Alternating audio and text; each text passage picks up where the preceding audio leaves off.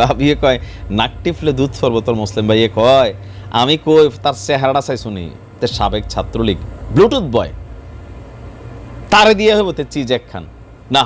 আমাদের এই ছাত্র আন্দোলনের এই মুহূর্তে দুইজন আসিফ বা নাহিদ তারা উপদেষ্টার পদে বসে আটকাই গেছে। এই চেয়ারে বসলে অনেক হিসাব নিকাশ করে কথা বলা লাগে, হুমকি থামকি দেওয়া যায় না, কিন্তু মাঠে যেটা দুইটা খোলা আছে হাসনাত এবং সার্জিস, বরাবরই সার্জিসের যে মেধা বা হাসনাতদের যে মেধা এটা কি লেভেলের আজকের এই ভিডিওটা দেখে বুঝবেন। আমি আপনাদেরকে বোঝাচ্ছি। দীর্ঘদিনের মিত্রতা মুখে মুখে ছিল বা তলে তলে ছিল, নেতাদের মধ্যে থাকুক না থাকুক আপনারা কিন্তু একজোট ছিলেন। আওয়ামী লীগের বিপরীতে বিএনপি জামাত ঝাঁপাইয়া পড়তেন, ফেসবুকে কমেন্টে আলহামদুলিল্লাহর বর্ণনা দিতেন বা এদের দিতেন না দিতেন।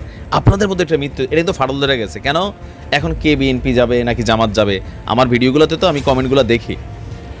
যখন এইরকম মিত্রতা সরে গেল তো সার্জিসদের যেই মানে কি বলে যে টিমটা বৈষম্য বিরোধী টিম, সেই টিমটা আসলে কতটুকু রিফর্ম করবে সেটা তারা প্রমাণ করছে।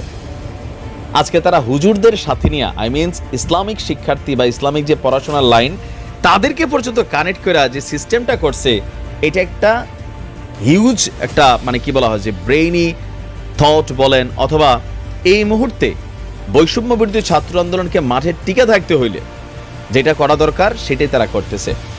সার্জিস এবং হাসনাত তারা কওমি মাদ্রাসা শিক্ষার্থীদের সাথে মত বিনিময় করেছে।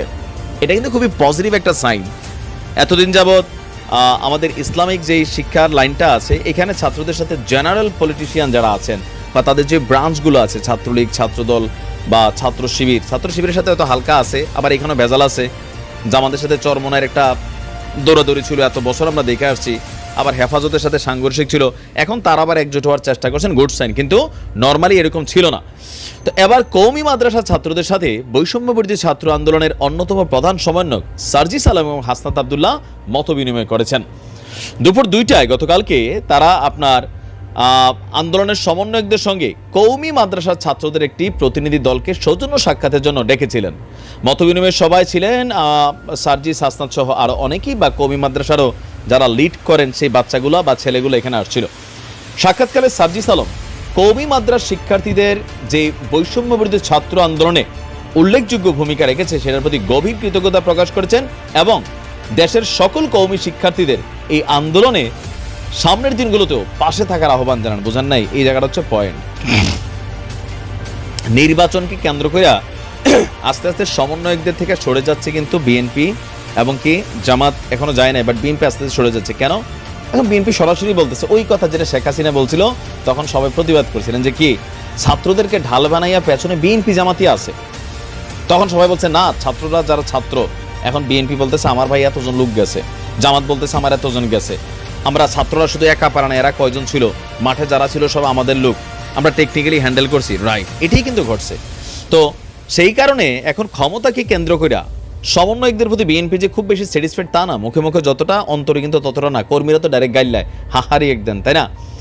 এখন যদি সামনে আবার একটা আন্দোলনের সিচুয়েশন তৈরি হয় তাহলে এখান থেকে দুইটা টিম মাইনাস হওয়ার সম্ভাবনা আছে, বিএনপি পাশাপাশি জামাত।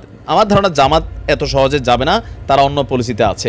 এখন আরও একটা বড় ফোর্স হচ্ছে এই হেফাজত বা কওমি লাইনের যারা শিক্ষার্থীরা আছেন, এই ফোর্সটা কিন্তু ভাই অন্যরকম রিজার্ভ ফোর্স। নামে নারায়ে তাকবীর করে একটা আওয়াজ করে বাতিলের কলিজা টলিজা কাঁপাইয়া ভয় তৈরি হয়ে যায়। তো সার্জিসরা যদি মাঠে টিকে থাকতে হয়, বৈষম্য বিরোধী আন্দোলনের যেই শক্তিটা আজকে আপনি দেখছেন, এই শক্তিটা কিন্তু 5ই আগস্ট যদি 100 থাকে, এটা আজকে কিন্তু আছে ধরেন 60 বা 50 বা 60। এখন 50-এর নিচে কমে গেলে বিপদ হবে।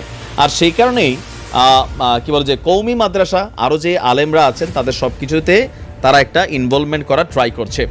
মতবিনিময়ে কওমির যারা সমন্বয়করা আছেন তারা কি চাচ্ছেন, তাদের সনদের কার্যকারিতা জাতীয় সব ক্ষেত্রে বিজ্ঞ আলমদের যুক্ত রাখা, মিডিয়া সব অঙ্গনে কওমিদের সাথে বৈষম্য দূর করা, জুলাইয়ের আন্দোলনে কওমিদের শহীদ এবং আহতদেরকে যথাযথ মর্যাদা অধিকার প্রদান করা, এরকম নানান বেশ কিছু দাবি তারা এখানে করেছেন।